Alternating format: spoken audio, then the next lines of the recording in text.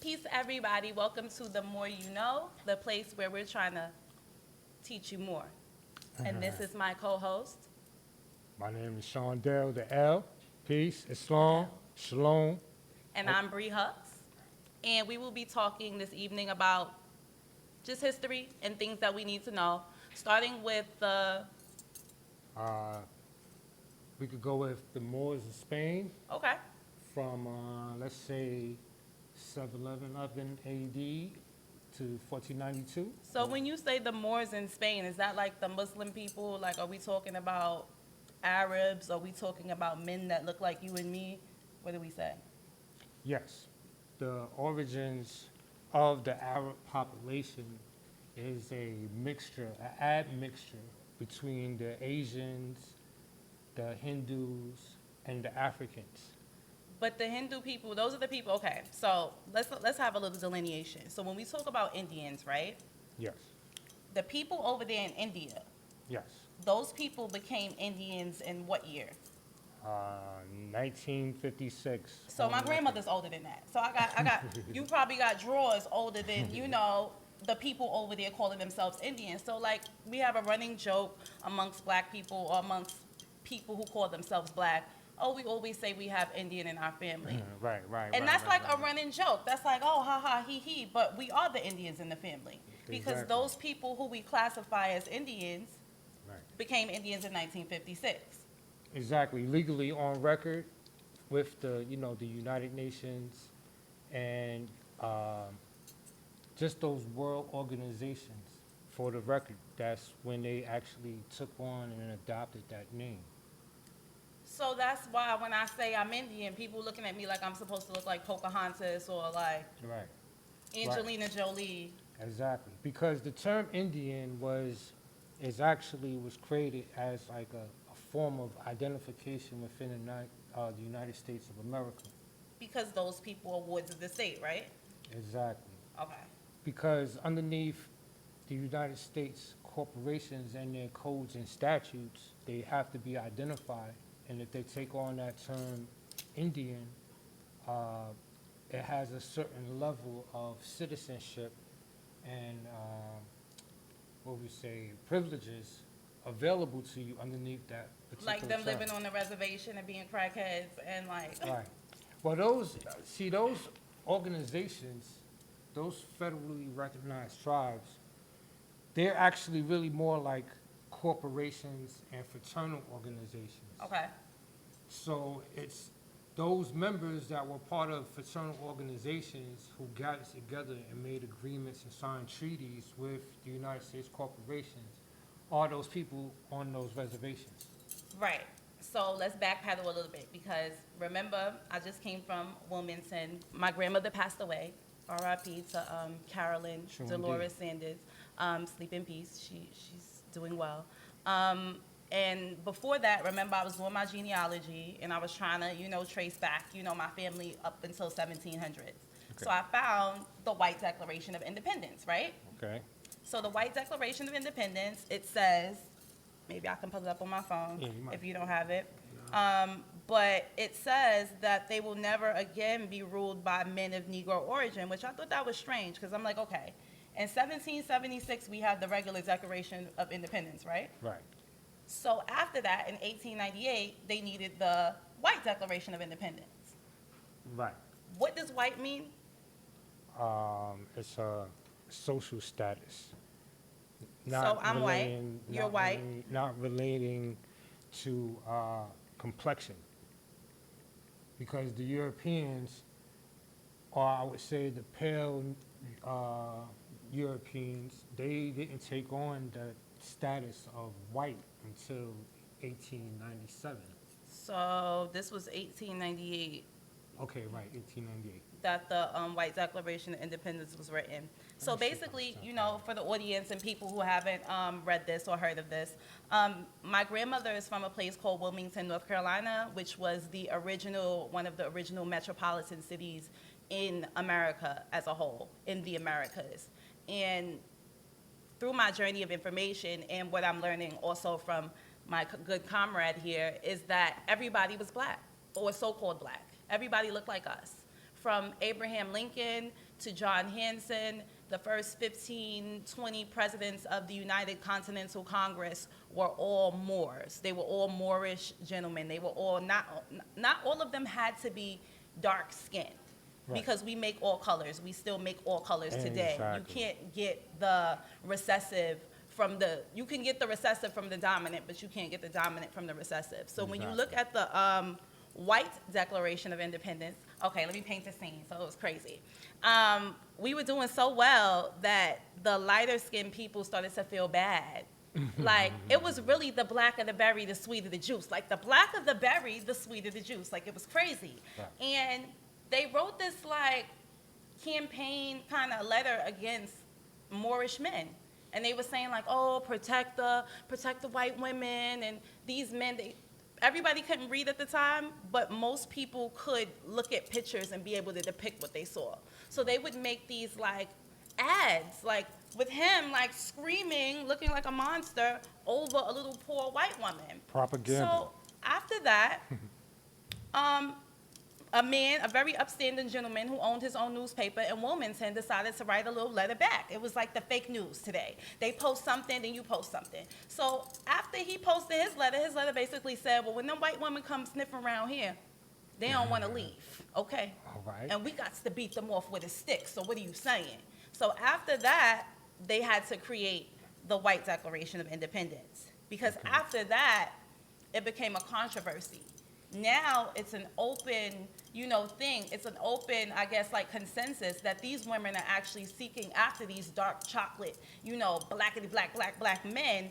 And it's not just, something that came out of a vacuum. So I pulled up the White Declaration of Independence. It just says, we the undersigned citizens of Wilmington, the county of New Hanover, do hereby declare that we will no longer be ruled, and will never again be ruled by men of African origin. Who's that? Oh, okay.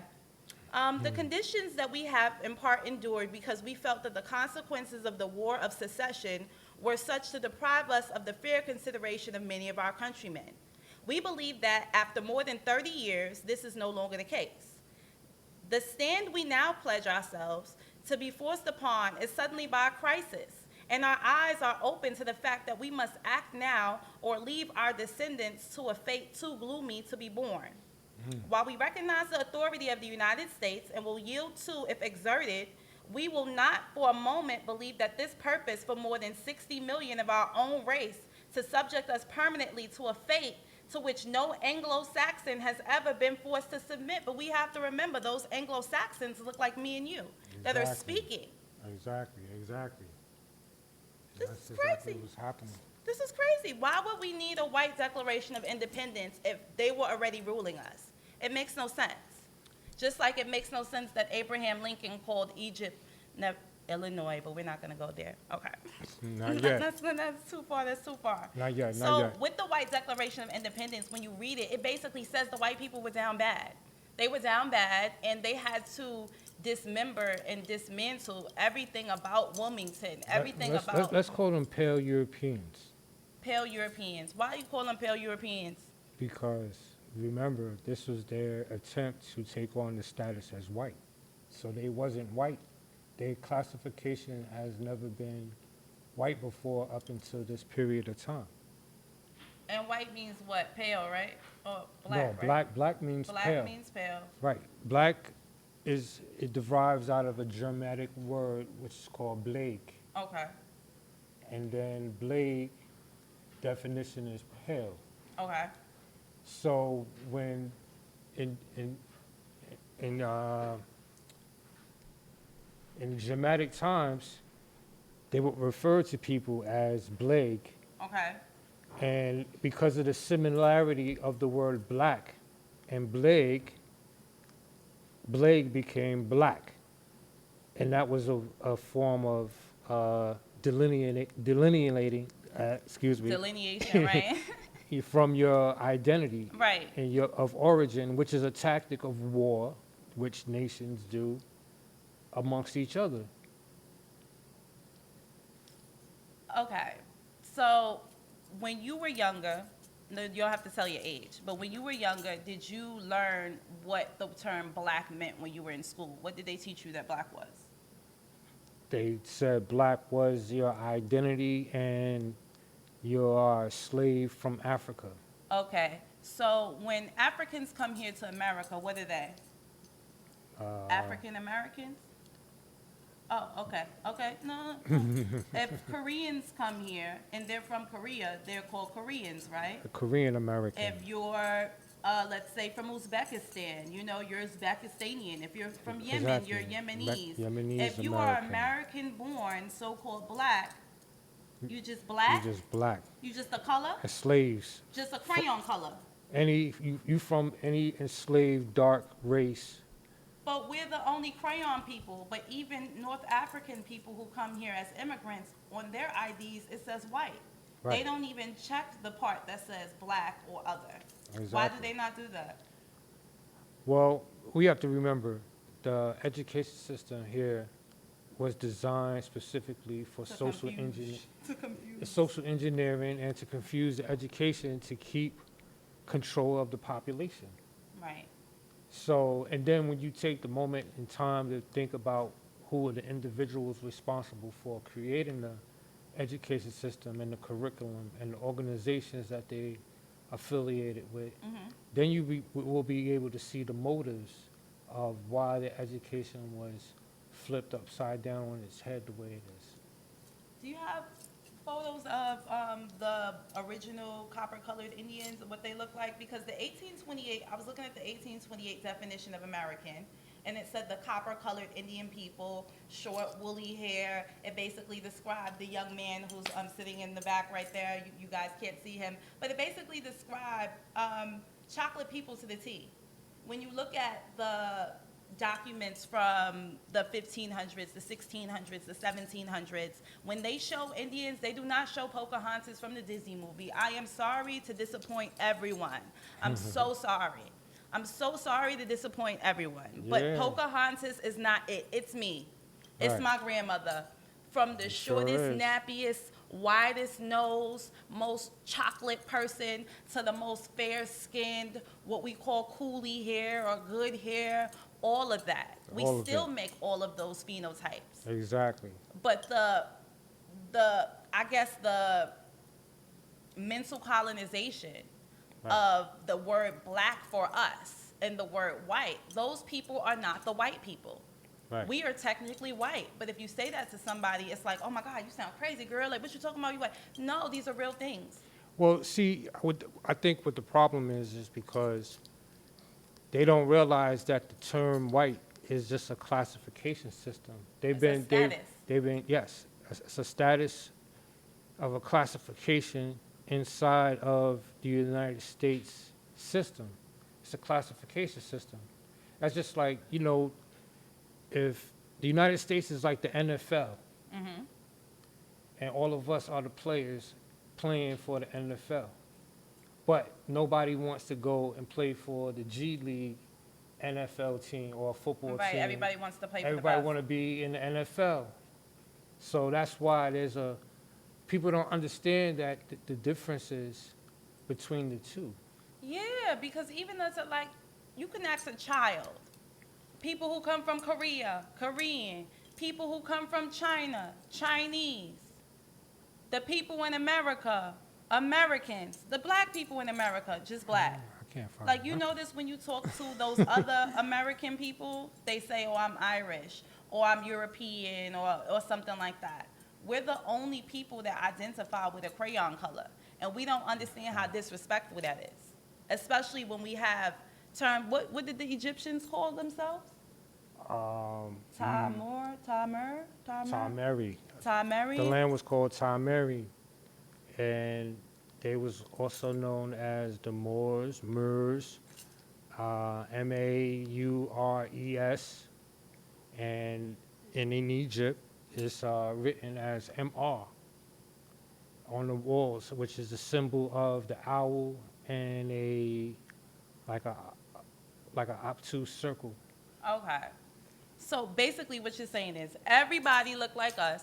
Yeah, right. What messed me up was a couple of weeks ago when I saw the Abraham Lincoln story. Okay. And I started looking at his vice president, his original vice president, who was Hannibal Hamlin.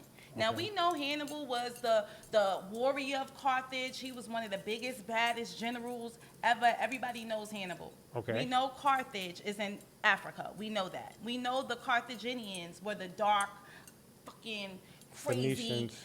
fucking gladiator warriors, you know, sunning everybody. So if Hannibal Hamlin was a black man who was the vice president in the run-in to become the vice president, why we never learned that in school? We learned about Andrew Johnson, who came after the term black Republicans.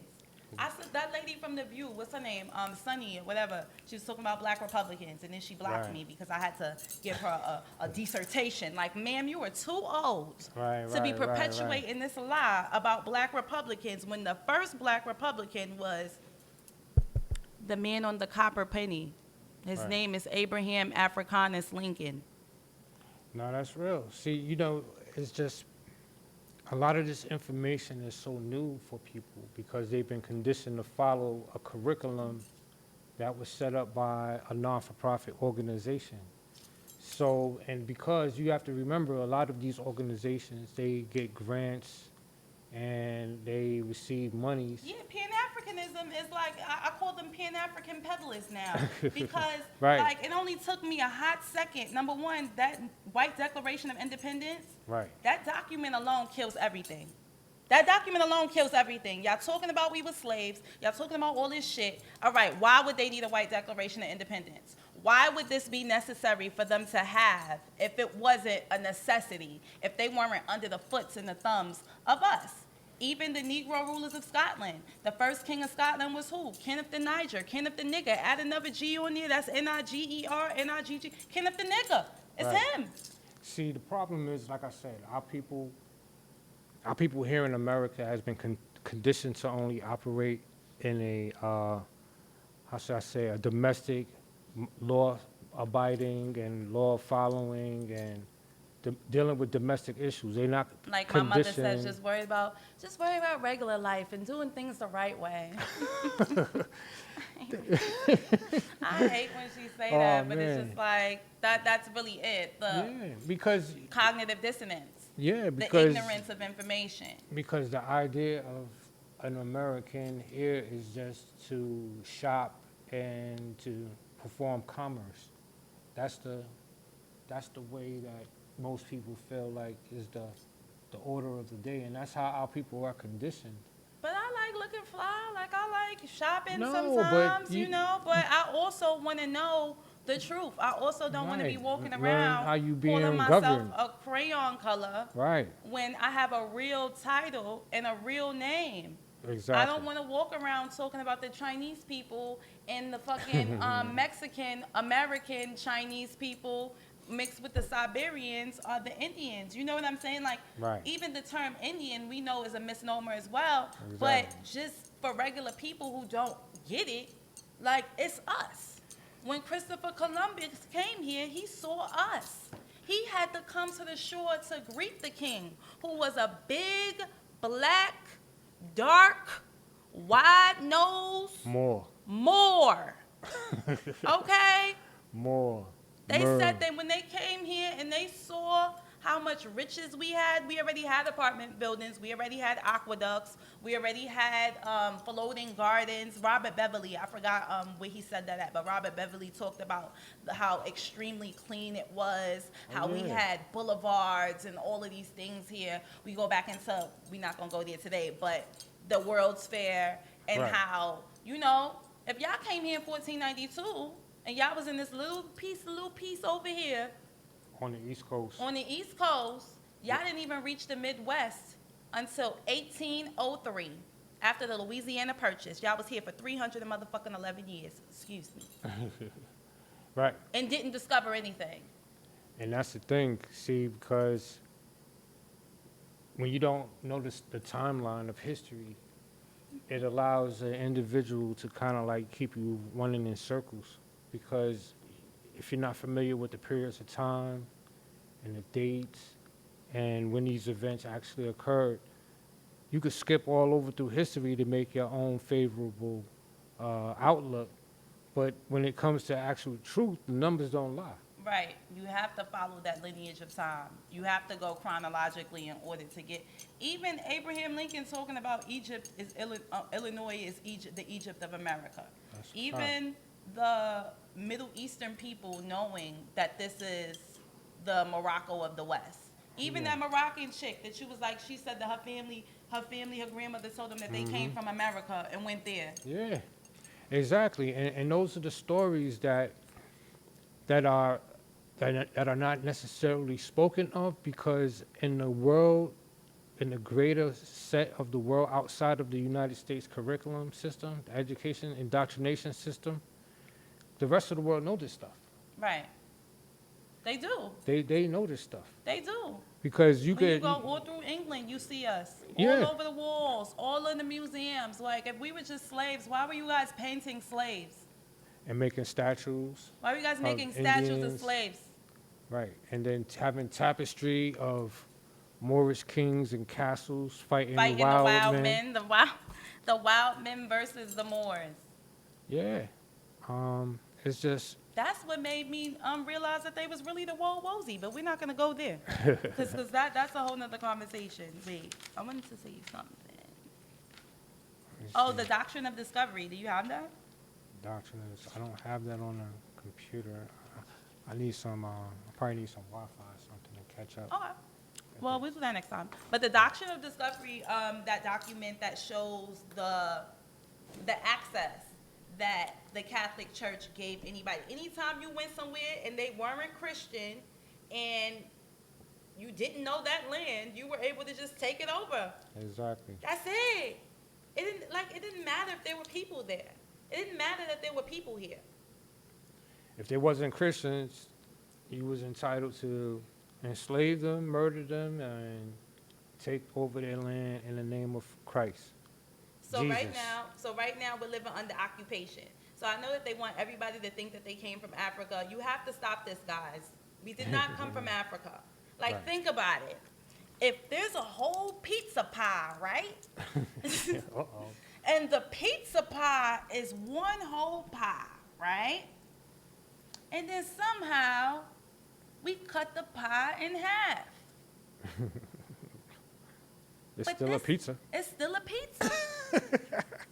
It's still a pizza pie, but it's just this side is over here and that side is over there. Exactly. So to say that we talk about that story of Pangea, all of the, I guess, like Afrocentric or diaspora kind of people talk about Pangea. At one time, the world was connected and everything was one. But it Exactly. wasn't called Asia. I mean, it wasn't called Africa. It was called Asia. It was all called Asia. It was all called Asia. It's all So of it. to even say that civilization started in Africa is a lie. Civilization started in Asia, and Asia's here. Right. This We is never also a left part here. of Asia. We never left here. Now, If North America, follow me, and everything else was connected, that's like me and you being in a car right now, and some type of fucking miraculous event happens, and the car gets cut in half. Nigga, I'm still in the side of the car that I'm in. you still in the car. That doesn't mean that I left where I was at. Right. So when you hear them talk about, oh, everything was connected, and we was over here, Right. and they was over there. Exactly. And because our people, we're the oldest people in the world. How you know we the oldest people? Well, anthropologists did some research along the Mississippi River. Oh, on the Mississippi. On the Mississippi. On the Mississippi. On Mississippi. All right, now go ahead. So, anthropologists has recognized that the oldest people, pre-Columbian and right after the Ice Age, were the actual Moors. The Olmecs. Well, I would say, far as the relation to that tribe, yes, because in North America around the Mississippi, those tribes were actually descendants of the Olmecs. So technically speaking, yes, those The people were definitely Washita Murs. Washita Moors.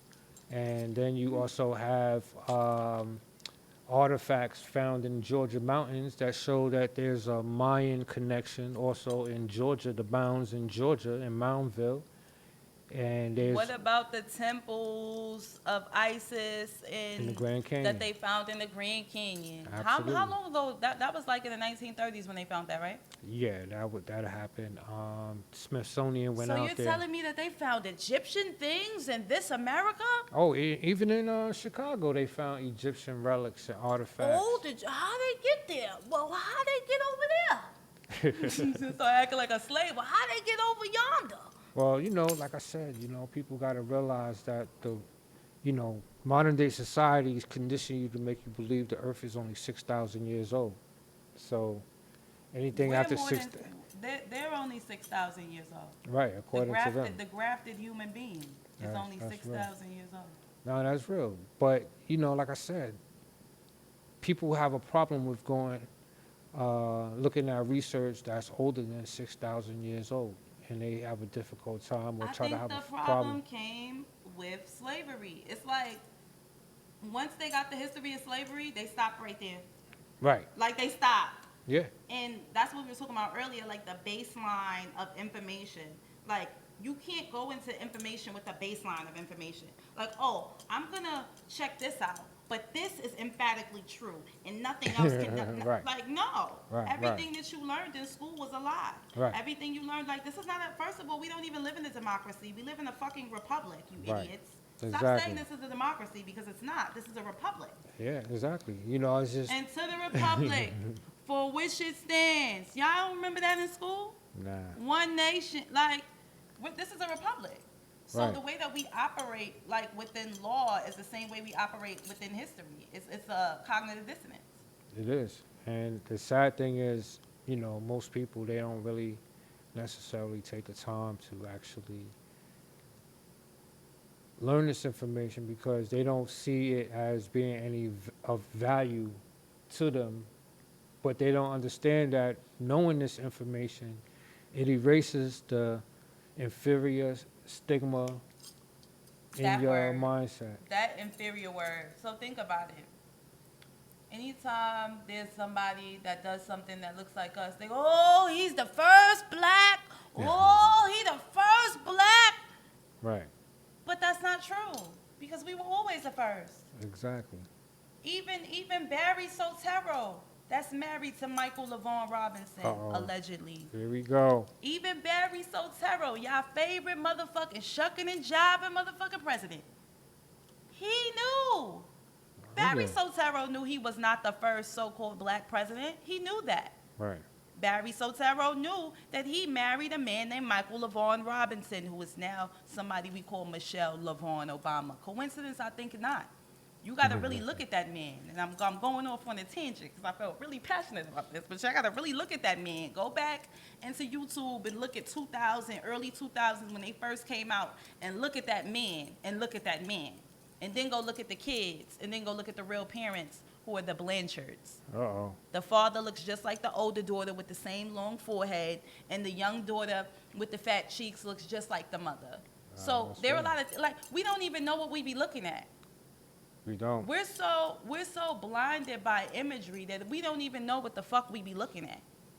No, that's real. We don't even know that we're looking at historic people that were Moors, that were Freemasons, that were people of color, that were our, ancestors, and we calling them white.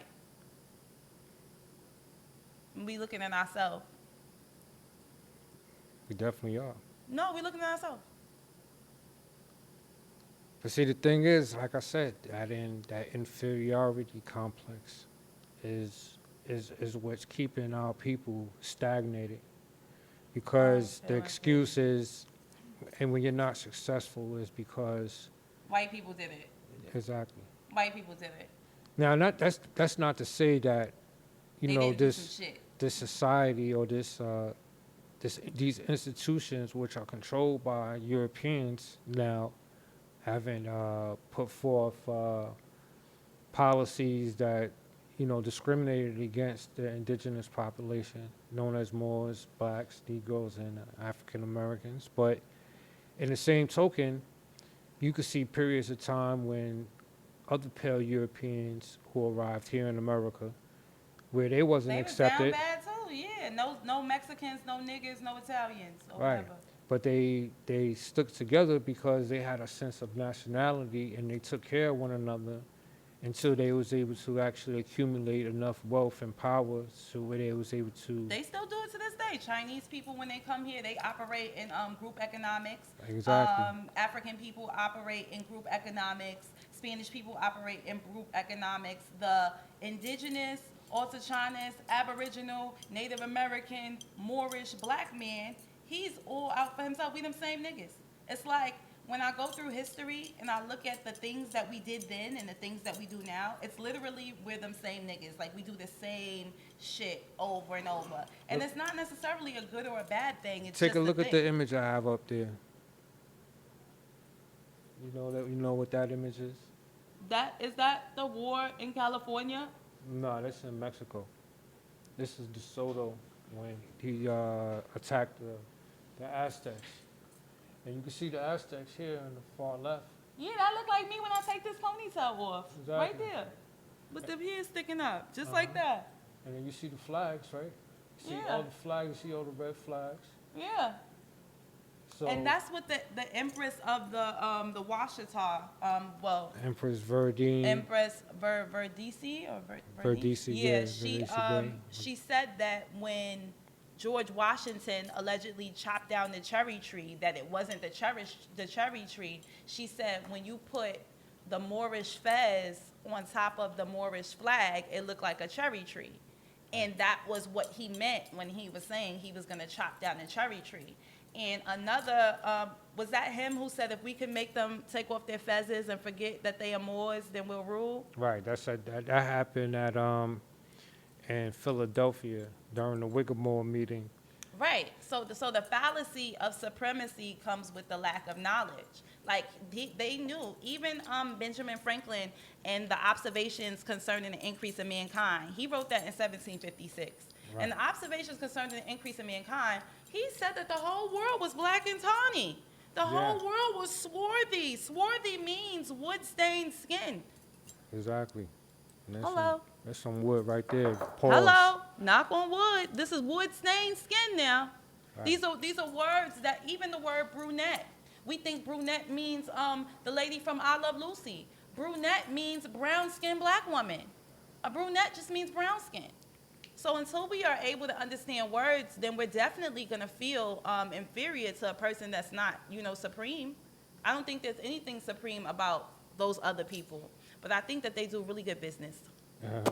They do really good business. Well, I can't front. Well, we taught them, We so we they taught learned them well. our business, and they learned it very well, to the extent that they took generations of our people and basically made them forget who they are and told them a made-up story about slavery. I promise you.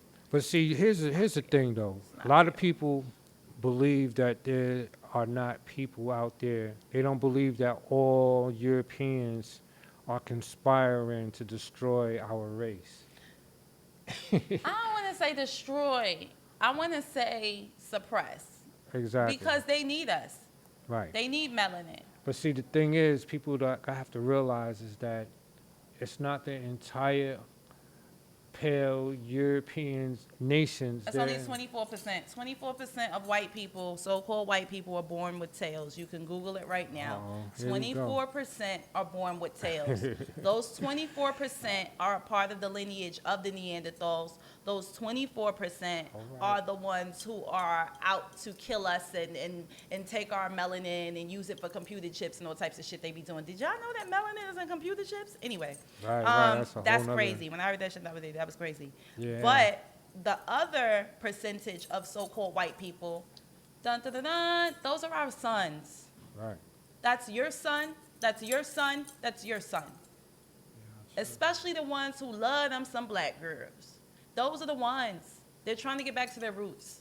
Right, their DNA is calling them back. Most of these so-called white people of today, their great-great-great-great-grandparent Or Moors. were Moors that look like me, him, and a lot of other people, darker people. They was probably Moors or they was probably swarthy Arabs, because we have to remember during the Revolutionary War, the Algerians, they sent over the Zolofts to come over and fight with the Americans to expel the British, because the British wasn't popular then. So when, that's why France and Algiers and Morocco, a lot of people, they sent over soldiers. And there were Zoloft soldiers who wore fezzes and turbans. Ain't Zoloft that pill that they take to go to sleep? Yeah, right. You see how they just try to put stuff with different names to mess Right. up your head? So now when we Google Zoloft, it's going to show us the medicine with the Right. people with depression instead Right. of showing us the Algerians that came over here to fight in the war. Right. Like, even, And here's the thing: those people that came over here to fight, they all didn't leave. but they- that's what I'm saying. The whole concept of what we know as history is we are slaves, Right. and after slavery, we basically just like can't get right, which is not true. It's not. When you learn about the history of Abraham Lincoln and you see his father Thomas Lincoln and you see everything that was going on in the Americas before they said, like, I could show, like when I show people the pictures of what real Native Americans look like, they think that I'm making it up. Right. And I have to show them that it's from the 1500s. I have to show them that it's from the 1600s. Oh, yeah. So the White Declaration of Independence, Right. the fallacy of slavery, The the doctrine of word discovery. black, the word black, You did bring up the doctrine of the discovery doctrine of when we discovery, first started. which gave them the right to just, commandeer all lands, It no gave matter them- who was there. If there were people there, even better. If they had businesses there, even better. Right. The history of the ancient and the modern Britons, the first kings of Scotland, Kenneth the Niger, Kenneth the Nigger, The Aztecs and the Mexico Aztecs, and the DeSoto. Mayans, the Washita Moors, the Olmecs, that's all us, okay? The Hebrews. Right. America is Egypt. Ooh, can't even get into that. But yeah. South So, America is Jerusalem. Right. Everything that we learned in history, we have to unlearn and relearn. And We have to reverse it. The story has to be reversed. What you was told that happened in the East, it happened in here the in West. the West. And because even so-called Indians will tell you that their stories and their history is oral tradition.